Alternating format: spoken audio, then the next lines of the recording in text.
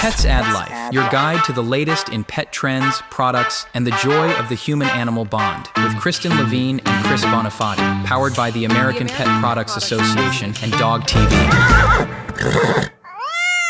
Hello and welcome to another episode of the Pets Add Life podcast.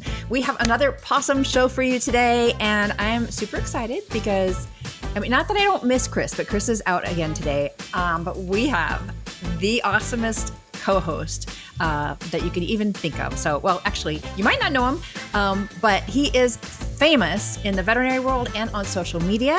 His name is Walter Brown, and he is also known as Skinni Go Live on social. He's a licensed veterinary technologist, and he is a content creator who's hilarious, but very educational content.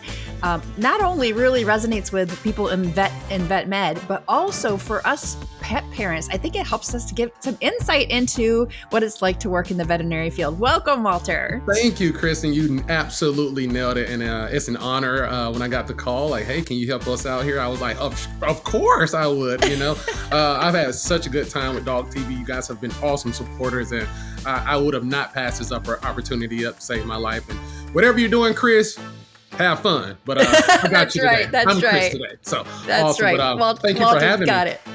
Yeah, sure. I really encourage people to follow you on social because the first thing I think of is funny, hilarious. That's how you capture people's attention. Absolutely. And I was watching your Rescue Rangers PSA yesterday. I started my career working for an animal shelter. So I totally, I was like, amen, brother, like, yes. Preach. Yeah. But it's just, your content is really educational. So that's my biggest thing. I just try to, a lot of times with us being the veterinary profession, sometimes it's a little weary. Owners are like, oh, the veterinarian's trying to do this to me. And sometimes we as veterinary professionals get so jaded or get caught up in our veterinary professional that it's kind of hard for us to come down as humans sometimes, like, and put ourselves in the shoes of the pet owner that may have the question. So I try to use my platform with the comedy, the vet med, professional stuff, just try to bring it full circle so everyone gets the information that they need regarding whether it be a pet parent, a vet tech, or a veterinarian. So just to bring things all the way around with a little bit of laughter, right? A little bit of laughter helps everything, right? So exactly. I think that's the big part. We all need more laughter in our lives. Absolutely. Absolutely. So Walter, here's our format. We do 2 stories. We're each going to share a story. Then we're going to have 2 awesome guests. We're going to share 2 pet product recommendations. And then we're going to answer 2 questions from the audience. And we have an extra twofer this week. We have 2 Nicoles on the show. we Nicoleing twice. We're Nicoleing twice. Let's do it. 2 guests named Nicole. So, and I've got them confused earlier. So I think I got it straightened out, but I need your help. Gotcha. But why don't we jump into story time for starters? Let's do it. Kristen and Chris present Story Time. All right. Well, you are the guest host, so why don't you tell us your story first? My story, as far as me and how I got here, or? Well, yeah. Okay, sure. Well, for me, my story. I guess I start with I like to tell the story of failure type deal. Because sometimes you have to bring yourself all the way in with people to kind of let them know that, hey, maybe I'm that guy, right? But I was that kid in the back of the classroom, not paying attention to things. And I just had an instructor that really poured into me. And I'll never forget, I'm a fraternity guy, right, Kristen? Yeah. So it was funny, my veterinary technician program would be down the street, and my fraternity house is literally a block from the veterinary technology building. And you would basically have to pass this fraternity house to get to the program. And I would never forget, I was up early one morning, should have been in class, but it was we had a huge football game coming on, and a lot of fraternity brothers from different schools were coming in. And I was like, all right, we got to get the chicken prepared. We got to get the drinks prepared. We got to get all these things prepared for a good time. And so 8:00 in the morning, I'm out there, I'm grilling. And I see people passing by who are going to class, and I'm like, I ain't going.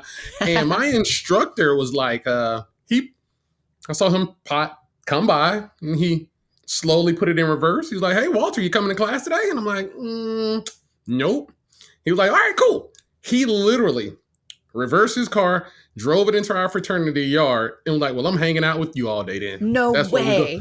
That's exactly. And it was just that moment. I'm like, but you got a class to teach. She was like, well, you ain't going. I'm not going either. I'm like, but what about everybody else? He was just like, now you are concerned about everybody else's education. So it was one of those moments where he literally spent the entire time out there, like helping grill. And it was just funny because like the next week I was in class. I was like, he was like, now I need you to do me a favor. I hung out with you. Can you hang out with me in class? And I'm like, sure. He got fine. you there. So yeah, he got me there. So it was definitely a eye-opening experience, but it was fun. And I think, that moment, knowing that I had someone who saw a lot of me that I didn't see in myself, he allowed me to get to the place that I am today. So shout out to Dr. Mobini and Dr. McCommon for I mean, he cared enough about you as a student to teach you a lesson that impacted all the other students that didn't get class that day. That did not. So that was fun. I think that was one of my most memorable moments where I'm like, all right, let me get myself back to class and do the things that I'm supposed to do in order to get out of here. And again, like now I'm in the position to help other folks or whatnot. It's a cool experience. Cool experience. That's awesome. That's awesome. I was going to share a news story, but I think since you kind of shared your background of getting into your career, I'll share mine. When I was much younger, I got married. I moved from Chicago to Florida to where my husband lived, and I was looking for a job. And my husband at the time was a prosecutor for the county that we lived in the Tampa Bay area. Wow! And he's a lifelong animal lover, so much so that he volunteered to prosecute all the animal cruelty cases in our county. Wow. And so as a result, he got to know our SPCA executive director really well because the SPCA was charged with, investigating cruelty cases. So he's like, why don't you volunteer at the SPCA until you figure out what you want to do? So, and I was taking communications courses in college. And so I volunteered there, and within 2 weeks, their PR person left and they were looking for a PR person. So, I applied, no PR experience whatsoever. And I got the job, and it started out as just a part-time gig. And, I got to spend 15 years there promoting pet adoption, helping people solve pet problems. That's where I got to work with veterinarians and pet product manufacturers, and really kind of just gave me all the tools that I needed to kind of launch my own PR agency 15 years later, where I served a lot of pet brands. So, but the funny thing is, Walter, the whole time I worked there, and I loved it. It was just such an amazing place to work, and gave me the opportunity to help so many people and pets. But the whole time I worked there, I kept thinking, well, what am I going to do when I really grow up? Like, this is just fun for now. It's a great job. And little did I know that, I think I'm on 37 years now working in the pet industry. So like you, I'm super grateful that I'm in a position now to, introduce pet parents to experts like you and others to help them learn. So that is awesome. Well, we're going to talk to two super guests right now, both named Nicole. Let's do it. Beyond the Leash, exploring the untold stories of pet passion and professionalism. All right, join me in welcoming Nicole Ellis. She's a Los Angeles-based celebrity dog trainer, author, and positive reinforcement expert. She's a CPD I knew I was going to mess this up. CPDT-KA, which is the Karen Pryor Academy Certified Training Partner. Am I getting this right? Okay. Fear-free certified trainer, AKC, CGC, evaluator. All the things. And okay. Now, enough with the acronyms. Oh, but you're also a Kong ambassador. That's pretty cool. And Nicole has over... Yeah. She's got over 15 years experience. Nicole has trained exotic animals like bears, tigers, and leopards before focusing on household pets. And her rescue dog, Maggie... She's in the other room. Oh, she's in the room. Okay. Well, she's a Bichon Poodle mix, has starred in commercials, TV shows, and inspired Nicole's book, Working Like a Dog. So welcome, Nicole. Thank you. So excited to be here. This is Rossi. Yes, and Rossi. Yeah. Sound like Dorothy from The Wizard of Oz could have used you back in the days there, buddy. You trained the lions, tigers, and bears. What's that about? How did you go from exotics to household pets? Great question. I grew up in Los Angeles, modeling, acting, TV world. And everyone's like, what do you want to do when you grow up? And I had no idea. I just wanted to work with animals, like just animal obsessed kid. I was the kid that wanted to hold the tarantula in the classroom. So I got a wall full of tarantulas over here. You wouldn't even know. Oh, It's you're like my 15 people. of them. I got them over here. So I had a friend that trained animals for TV production work and was really interested in that. She did the dog on Frasier and all that. And I was just amazed seeing these animals. So I ended up taking a program where we learned about exotics and working with them, and then ended up working with the bears specifically and tigers for a little bit. And I loved it. But I had my own dog, Maggie, that I just adopted at the shelter. And I was like, I bet I could train her these exact same things for movie work. And it was such a different bond. The bears, tigers loved it, but they wanted to work for that marshmallow, that piece of meat. And I just felt my bond grow so much with my own dog, teaching her silly tricks and fun things to do. And that kind of sparked me to be like, oh my gosh, this is this dog that came from a shelter. Imagine if we could help other shelter dogs through fun training.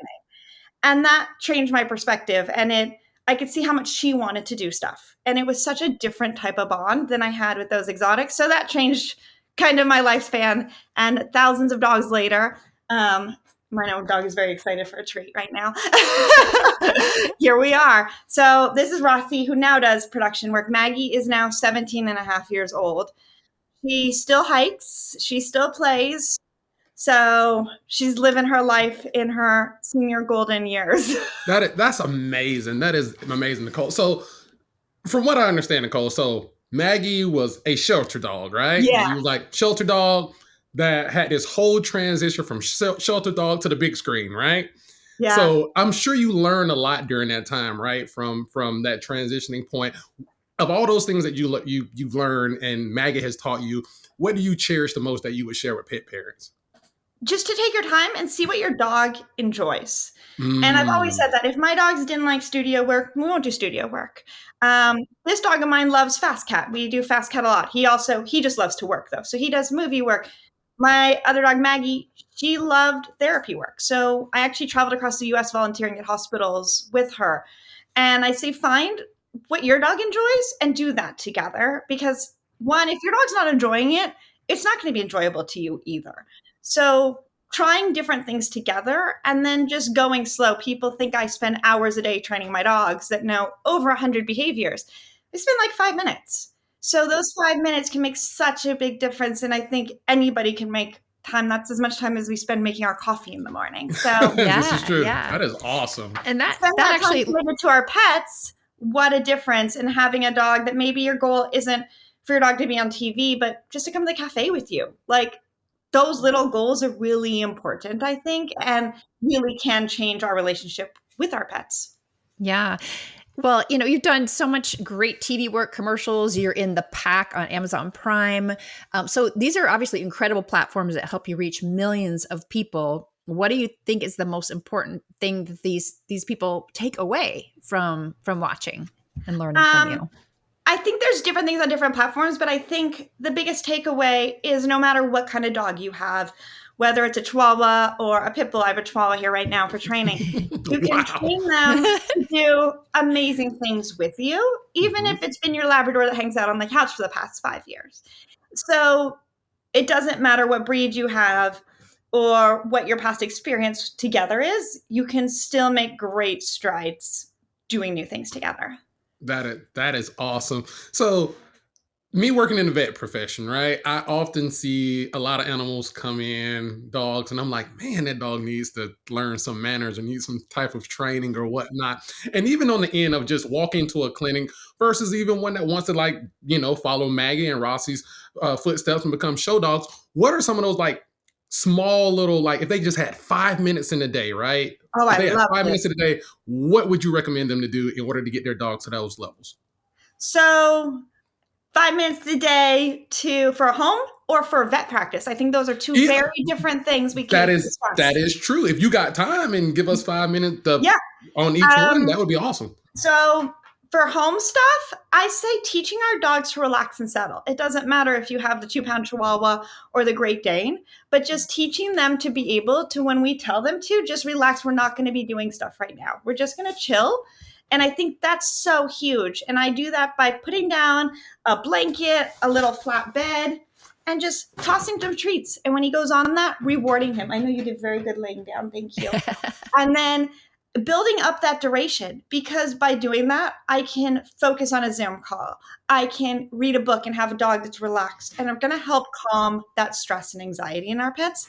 But also that allows me to take him to a cafe with me and have him relax and settle on a mat.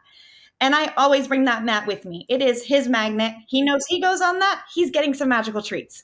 So Nicole, I need you at my house because I got a corgi that is terribly unruly and I really need you. So again, just practicing that like out and just sit together and then treat, make it Disneyland.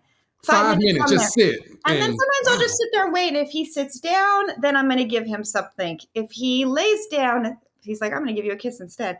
Give him something. So just having a little bit of patience and waiting for those moments where he decides, okay, this is boring. Let's try this. There he goes. Good boy. And immediately my timing is on it. My treat's in my pocket, my hand ready. He did it. And I use what's called like a marker word. So as soon as he does that behavior, I say, good. It's instant. We don't want him to lay down and then he looks at the ceiling and then I say, good. So as soon as we say, good, there's your treat. Good job. Oh, wow. And now he'll just stay here as long as I want him to, because we've worked on reinforcing this. Just chill. We're going to relax here. And I think it's such a big, crucial thing that everyone's like, let's jump into trick training. I want my dog to high five me and circle. Just relax. Just learning to relax can be so important day to day. So, and that's for both of us, for both of you, the dog and for you. Yeah. And I mean, this transitions to me eating my dinner and I could put that mat down next to me. Now he's going to relax there instead of a dog that's pawing at me. So I think it's something that can work in all walks of life. And I think that's so important. Yeah, that's a great tip. Now, I know that you're also Fear-Free certified and you've got the Karen Pryor Academy certification. What have been your biggest takeaways from those trainings that you can share with other pet parents? Absolutely. I love Fear-Free. Marty Becker is a very dear friend of mine. Rossi here has done a lot of demonstrations with Marty. And I actually do go to Fear-Free vets. So if anyone at home doesn't know what a Fear-Free vet is, they take the pet out of petrified of the vet practices. So we're going and creating vet practices, not me because I'm not a vet, but them. And creating ones that are less stressful. So we have no buzzing fluorescent lights that can cause stress and anxiety. They have pheromone sprays that relax animals in the vet practice. No white scrubs. And I'm sure you can speak on this more than me, but they have specific budget for treats, toys, because play releases endorphins and gets them relaxed. So I just think there's such a different experience at a Fear-Free vet, and you can find them online. Mine doesn't have exam tables even. He lays on a bed, and just so different. So I think finding things like that is so important, because we then create this negative association to the vet, and it becomes hard on our pets. And when it's hard on them, their stress levels go up. That actually affects their blood work and other things that we're trying to diagnose. So by having a pet that's more relaxed, we can all around help them. And that's starting as simple as just taking a look at your vet practice. Are they rushing you in and out of the door? Mine's like, do you want a coffee? Here's a dog toy. Working like a dog. I love the title of that book now, Nicole. I have to say this. So we kind of talked about like some things for that pet owner who was like that 5-minute deal. What about those pet owners who go and adopt a dog that may be 5 years old or 6 years old? You know, we got this concept of you can't teach an old dog new tricks type of deal. What are some of your principles or recommendations for positive reinforcement when bringing that dog from the shelter into your home in order to get them acclimated to life or these new changes? I think they always need a few days to decompress. And that's not just our shelter dogs. I take very spoiled dogs out of homes and they come to my house and I still give them a day to decompress at my house. So that's a day just to sniff, walk around, play with toys. Don't expect things day one. And the dog you bring home from a shelter day one is not the same dog on day 14. And those days can vary dog to dog based on their own experience, just like our stress levels vary based on what we're doing day to day. Awesome. Well, Nicole, we're running up on time, but we could talk to you for hours. I wish we had more time. But where can folks find out more about what you're doing or find your book, Working Like a Dog? Absolutely. You can find more information on Instagram, my website called Tales with Nicole. And that's tails like a dog tail, not like a story. And like on there, I have tons of free dog training. I have a dog insurance, cat insurance breakdown. Wow. We have Cool. all sorts of fun stuff to get you started, even just breaking down those first days at home with your new pet to doing fun things like handstands and teaching your dog to skateboard. Wow. Which I That's hear awesome. bulldogs are really good at, huh? Yeah. Any dog can do it. We can teach them all. Nice. That's Love it. awesome. Thank you so much, Rossi. Thank you, Nicole. Keep up your great work. Thank you so much, guys. Man, she was awesome. Amazing. You know, one thing she said that really stuck with me is, you know, how you give a dog a day to decompress. Mm-hmm. Well, have you ever gone on vacation? Like that first day, you're still kind of like, you're not like relaxed yet. It's that second day when you start to calm down. So it's kind of the same thing. I just love the fact that she was just like, you know, like she nailed it. Like we got to start lowering our expectation as pet parents when we want our dogs to do like, I want him to learn it now. And it's like, bro, you got to lower your expectations so we can work our way through that. So she nailed it. And I love Nicole was amazing. I got to definitely follow up with her for more information. What is up, peeps? We are back. Oh man, first of all, Kristen, thank you for having me. And we have an amazing guest here today. One of my close counterparts and friends, Dr. Nicole Bruno, who is the founder and CEO of Blend Vet, a landmark certification and education program that I'm sure was launched in 2020 to promote diversity, equity, inclusion, and belonging in veterinary medicine. She's also an amazing graduate of Cornell University and a member of Alpha Kappa Alpha Sorority Incorporated. Dr. Bruno also has practiced in New York and Houston, where she personally encountered barriers faced by people of color in these areas. After her first nationwide virtual DEIB talk, reaching 700 plus vet students, she launched Blend Vet, which I am proud to say I have been a part of some of these amazing events and amazing signature program.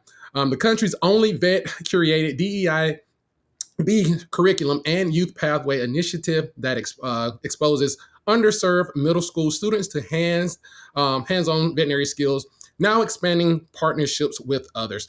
Her work is reshaping the profession by championing minorities' representation in veterinary teams and improving the care for diverse pet communities. Welcome to the show, Dr. Bruno. How are you? I'm good. Thank you for having me. Oh my goodness. I feel like we just saw each other, a couple weeks ago? We just saw each other 10 days ago. So a long time no see. Oh man. So for the folks who are just watching the show, I know how Blend started, but do you want to give us a quick insight of like what inspired Blend? How did you start it and where are we now? Yeah, so Blend Vet started, it really was around the pandemic. You know, I was still in clinical practice. I was a medical director, and obviously the COVID was happening, but we also started to see the social unrest of our country. And, you know, I started to think about the fact that these weren't conversations that were being had in veterinary medicine, and just started to reflect more on my career thus far. I had been in practice for about 15 years at that point, and just how much our numbers really hadn't shifted and how much of this conversation hadn't really escalated, I think, into real actionable change. And so I just wanted to do more. I've always been an action-based person, and I thought about not only did we need to change the narrative of what vet med looked like, we needed to change the narrative of how vet med behaved in hospital spaces, in workplaces. And I thought that, you know, education is key. It's not something that I was taught in veterinary school. You know, a lot of what I adapted was just based on my personal life experience. And I knew how important it was to prioritize diversity and inclusion. And working in New York City, working in Houston, where diversity is all around us, but it's not necessarily in hospital spaces, I thought that that was a place to start, educating us. And I created Blend Vet as a program to really emphasize what DEIB looks like in vet med, and how do we not only learn about what these terms mean, but how does it apply in everyday practice.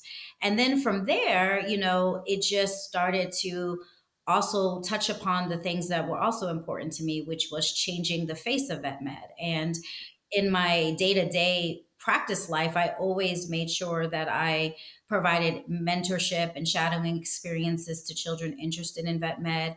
But I realized that that wasn't across the board. And during the pandemic, as students were really struggling to find experience hours, and also it seemed that they got a lot of no's, and it also seemed to be where a lot of underrepresented students were getting those no's. I just thought, hey, we need to now think about pathway programming. And so I pitched to NAVC and to potentially host a pathway program at VMX. And they said yes without hesitation. And that was the beginning to where we are today, where we just finished our 15th pathway program. And it's been great to work not only with NAVC, but also to partner with other organizations to make these pathway events a reality. Yeah, and Dr. Bruno, speaking of that first event at VMX, that's when I got to meet you, because our agency did some of the PR for that event, and it was really exciting to see it kick off. But I'm just so impressed, and I honor you for the progress that you've made with Blend Vet in just a few short years. It's really incredible. Now, I know that Blend Vet offers a national DEIB certification for vet teams, right? So what would you say are the outcomes that these veterinarians are seeing after they complete the program? What are they experiencing? Yeah, so we've pivoted a few times, and we have had the opportunity to work with teams collectively, but we've also in our pivot, and always that what I try to explain to everybody, DEIB is a learning experience, right? And so we've pivoted to where we now offer the program to individuals who are seeking more training in this subject matter. And it's actually been very, very rewarding, because now these individuals are coming from different organizations and different teams and different roles. And sometimes what works for one team doesn't work for another, and they're able to now have a community where they can share that. And so I think the takeaways are now is that we create a safe space, right, where people feel comfortable sharing their own experiences, but then can also lean on others in working for other organizations then to implement new strategies for their teams. And so some of the feedback has been anywhere from like, I have a whole nother perspective of what DEIB means. A lot of times we navigate this space based on our own personal journey. And so from a person who is underrepresented, like Black and brown person, right, we have our own lens, and compared to someone who has a disability, and so basically opening people's mindsets to the fact that people have different identities. And as a result, that's a different journey in this space. And how do we honor and create an inclusive space for everybody to thrive in? And that's, I think, a big takeaway for a lot of people, because they don't recognize the vast diversity that veterinary medicine has, not only in our colleagues, but also in our clients. What was that standout moment showcasing that, these programs spark that confidence for either you or the kids? Like what was that moment you're like, what, this is working, this is it? And when can you like reflect on like either that parent, that kid, or yourself being like, I appreciate this DEI? Because I know I've had some with you. We had one a couple weeks ago with Henry, right? So I know you've had those moments. Yeah, there's so many moments, and I don't ever want to be emotional on TV, because then it's like the Kim Kardashian cry, right? But I think that it's been a lot of it's been so much. Every event triggers an emotion that makes me know that we're on the right track. Definitely, just because it was 10 days ago, I will say what you said, talking about Harold and the fact that you both were in the same room, able to finally give back to students, knowing that there was like a 30 age difference. 31 years. 31 years age difference between when Harold started the veterinary technology specialty program in emergency critical care to when Walter became certified. And they're only one of two of three, right? And that is emotional. Just seeing that now students in that room could aspire to be the next Walter and Harold. I also think that I think the parents is what always makes me recognize the value of this program, because they don't understand how to support their child. Right. And when we offer that parent program, it's like light bulbs. It's like, this is information that is accessible, and there are people here that are here to help me.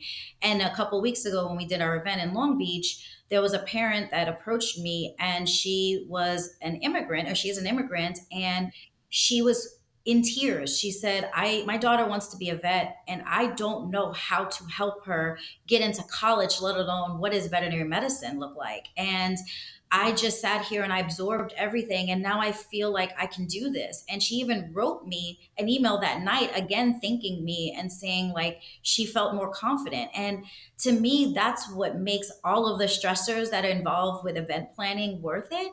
And I think the other thing that really got me, because I knew that students, I mean, children are sponges. They love to be poured into. And now being a mother, I know that the students are going to walk away with something.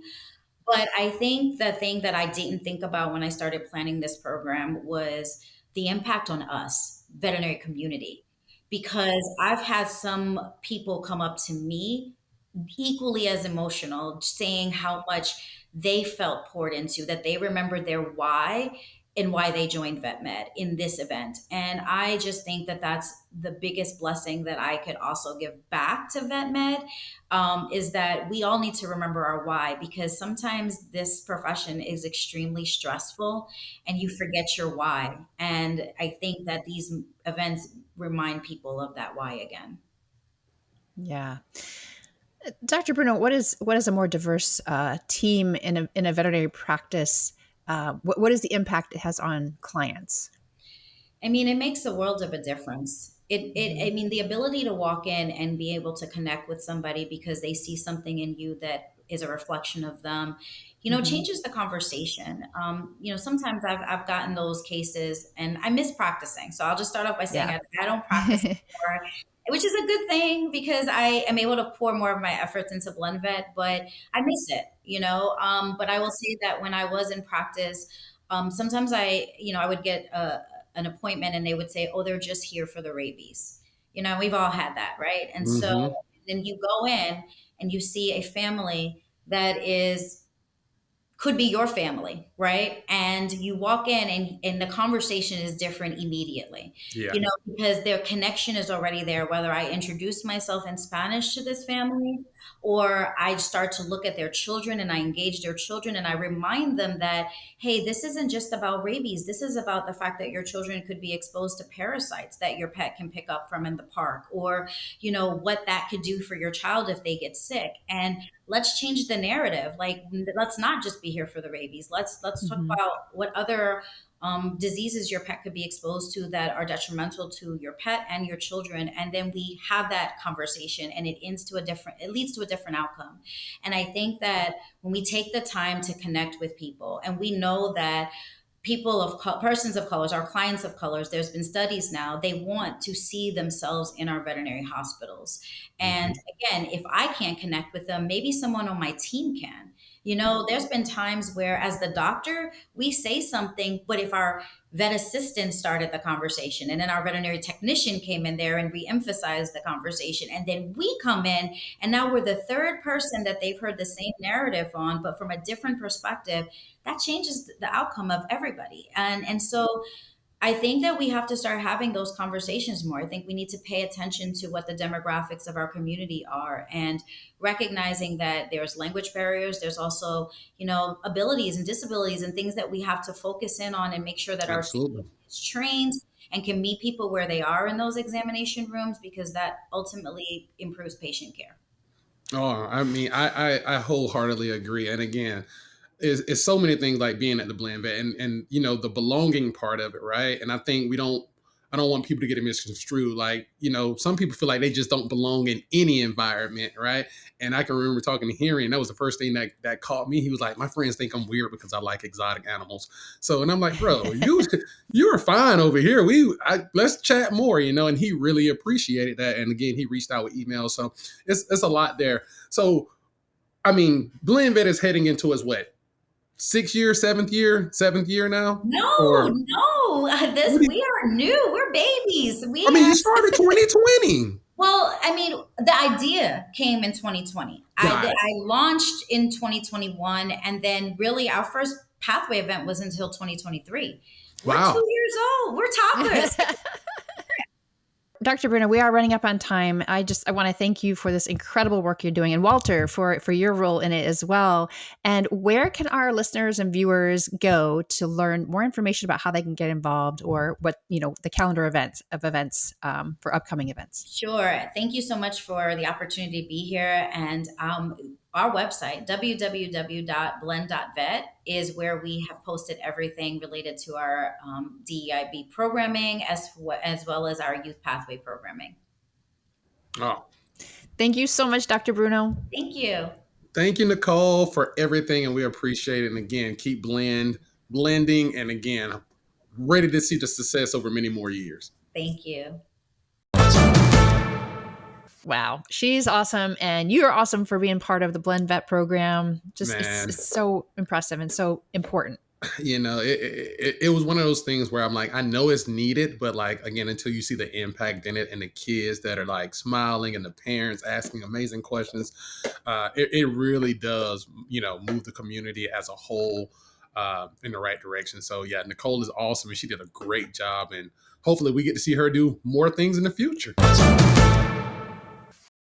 Well, if Chris was here, but he's not, he would say it's time for the product of the week. I can't do it as good as he did. Let's see. It's time for the product of the week. There you go. Okay, awesome. So my product of the week this is kind of cool. It's a company called Layr, which is spelled Layr, because it's cool now to drop all the vowels. But anyway, Layr dog bed sheets.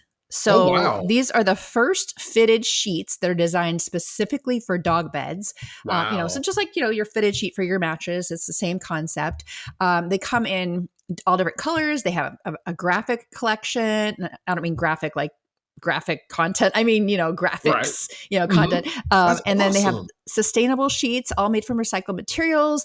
And it's because historically dog beds are tough to clean, even if they are washable dog beds. Because I had, when we had Chili, we had a big Orvis bed, and it was great. He loved it. But to wash it, I had to unzip the cover and pull out the foam and put it in the water. Good to know. Putting it back together was a pain. So I love this concept. It also extends the life of your dog bed. They've got Lycra in them, so they stretch extra, so you can make sure it fits. Antimicrobial, anti-odor, and water resistant. So so they come in all different sizes. So check those out at, I think the website is Layr. It's LAYR.dog. Wow. Layr dog. Yeah. Gotcha. I got one for you that I'm sure everyone is going to love. Are you ready for it? Yes, I'm ready. Oh, let me just grab this right here on the corner. I was saving it just for you. All right. Are you ready? I'm ready. This is called the Aroma Bowl. So this bowl was designed by my fraternity brothers, who's also a veterinarian. But this is called the Aroma Bowl. And what it actually does, if I can make it work, for those picky dogs that don't want to eat their like hypoallergenic food or whatnot, you can basically put their kibble on top here, something that smells gross and yummy, bacon, burger, leftover, whatever, and you basically snap it back on. Wow. And they think that they are getting that bacon, egg, and everything else. And I was like, this is ingenious. That's pretty smart. So for those who have the picky eaters that, hey, I want my dog to eat a little bit better, or your veterinarian say, hey, they need to go on a diet, and they're like, they don't want to eat that, but they want the Aroma Bowl.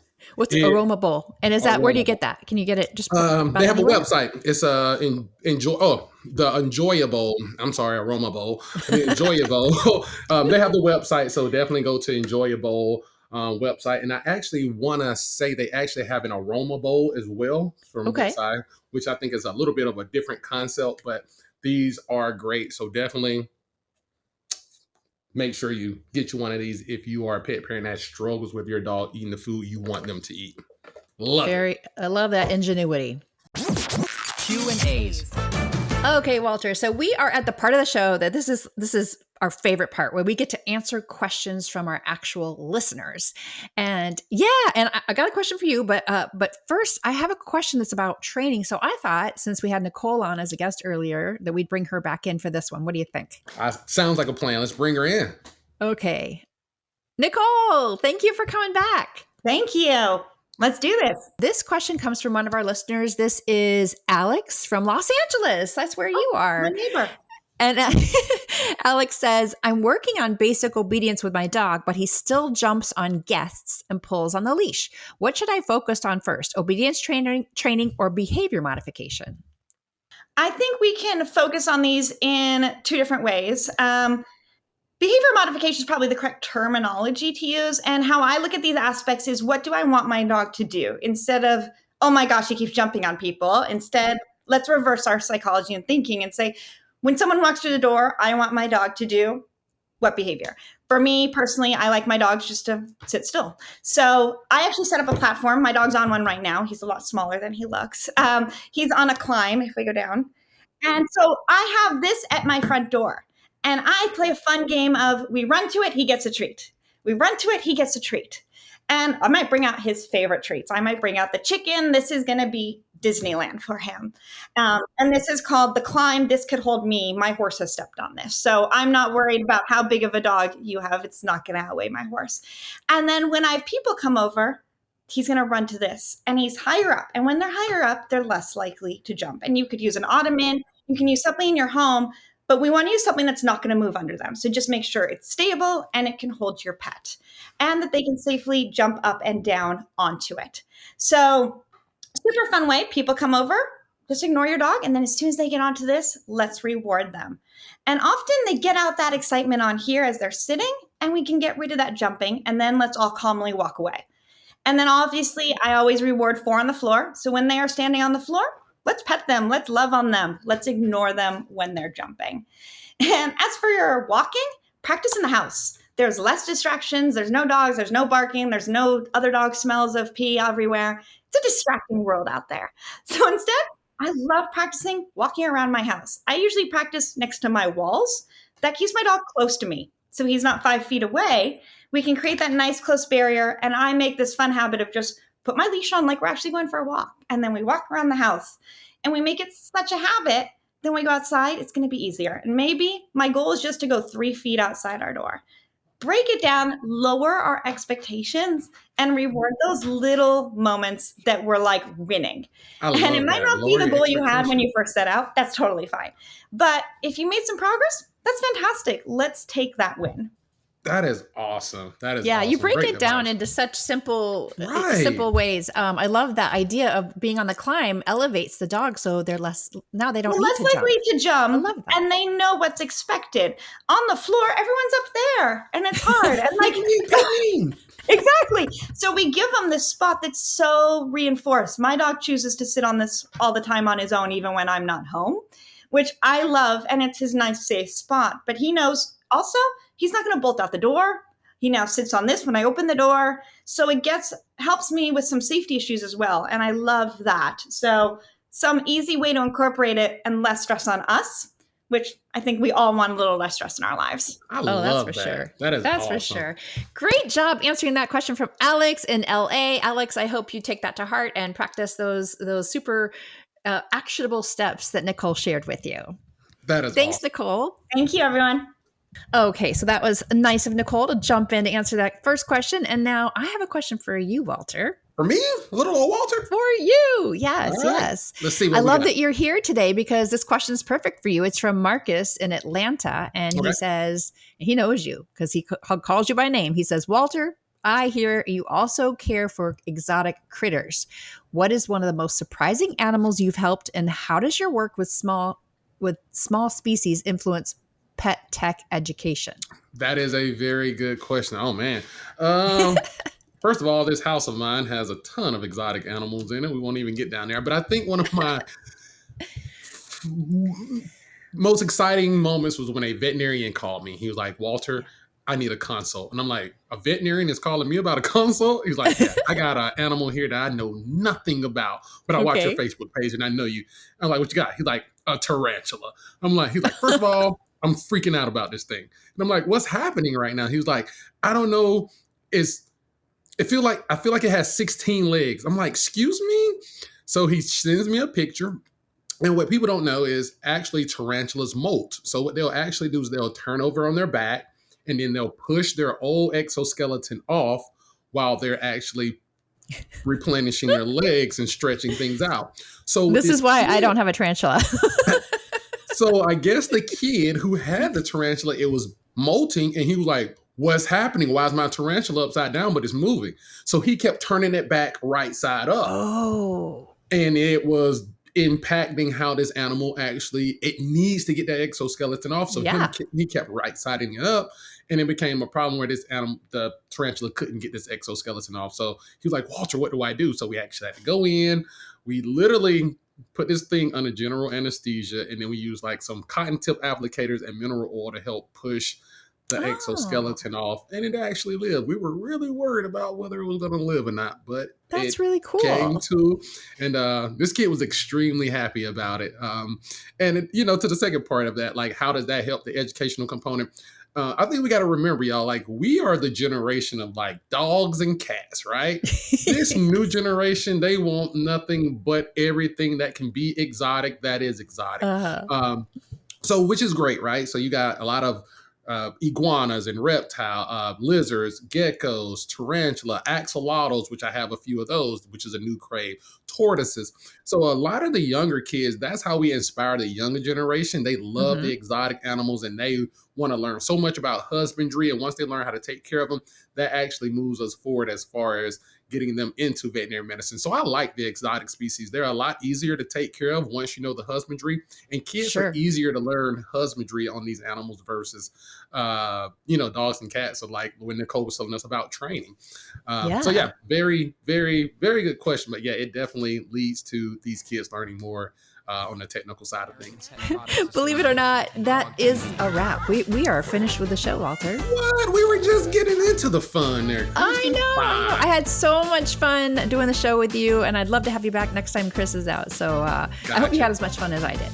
I had a blast. Chris, I appreciate you letting me fill in for you today, buddy. And again, if you ever have a day off, you call me. I got you, buddy. So awesome. Thank you, Kristen, and thank you. Yeah, and before we go, remind folks where they can follow you on social. You can find me on social at Skinni Go Live. That's SKINNIGOLIVE. I did have someone like, hey, you that Skinny G Olive guy, aren't you? I'm like, no, Skinni Go Live, but I got you. So yeah, you can follow me at Skinni Go Live on Instagram, Facebook, TikTok, wherever it may be. And again, the whole mission is, again, bring you some laughter and some education all in one fun whop. So again, thank you all for having me, for sure. And that you do. And for you folks that are listening on your favorite podcast app, you can also watch the Pets Ad Live podcast on YouTube. It's on the Dog TV Unleashed channel, which is an Amazon Fast channel. And of course, you can follow us on the Pets Ad Live social channels. And thanks again to Walter Brown for co-hosting with me today. It was a lot of fun. That's the Skinni on Pets with Skinni Go Live. See you next week. Pets Ad Life, your guide to the latest in pet trends, products, and the joy of the human-animal bond, with Kristen Levine and Chris Bonifati, powered by the American Pet Products Association and Dog TV.